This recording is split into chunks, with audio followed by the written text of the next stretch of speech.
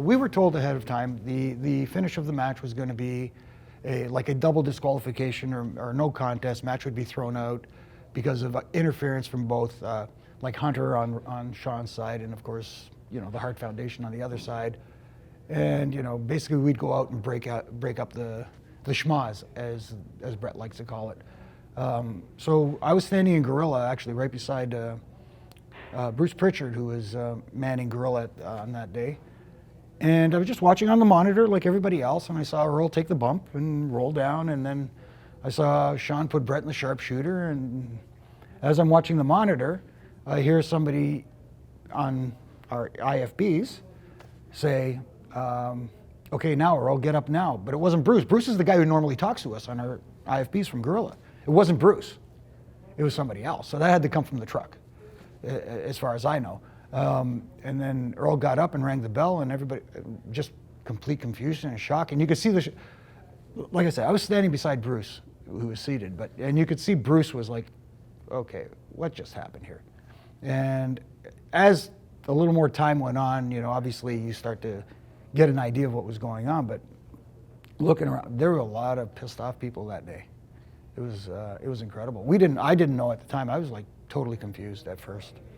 Honestly, I didn't feel any tension other than the normal tension between Brett and Sean, that they didn't like each other. Obviously Brett did, because if, the night before he spoke to Earl and said, I have a feeling they're going to try and screw me. Where he would get that idea from, because, it's that old school mentality maybe he's thinking, maybe that's where it came from. I don't know, but apparently had a conversation with Earl saying, you got my back, and Earl said, yeah, I got your back, but then poor Earl was put in a position where like literally 10 minutes, if not less than that, before going out there, he was told, here's what you're doing. This is your job and your career on the line. If you don't do what the boss tells you, you're not going to have a job. And what happens next? Would he go to WCW along with Brett? I mean, like, you're put in a bad spot. Would I have done the same thing as Earl, put in the same position? I hate to say, yeah. I mean, like, that's your job. That's what you're asked to do. I mean, in hindsight, of course, it's easier to say that. I mean, I could only imagine what Earl was going through. I mean, the butterflies that must have been in his stomach, and the nervousness, and feeling like you're betraying a friend, because Brett and Earl were friends. So, and Brett and I were friends as well, or still are, but. That feeling that you're betraying a friend, but at the same time, you have to think of your career and yourself, and if you didn't do what the boss asked you to do, where would you be after that? You know what I mean? So, I would hate to do it, but I would probably do it. Yeah. This might be maybe a stupid question, but I have to ask: is there any part of you that thinks that whole thing was a work? It's funny because it's that wrestling mentality when you've been involved in the business for any length of time, whether it's 3 minutes, 3 years, 30 years, like I've been kind of around it for over 30 years now.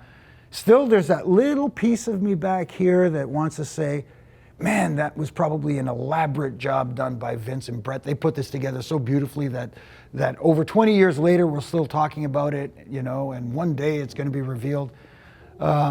But actually being there, and the more you think about it, I'm going to add this as well, because there's some convenient things that happened during that period, like the Wrestling with Shadows documentary being filmed at the same time. But that was agreed upon long before this happened, so I don't see the correlation there.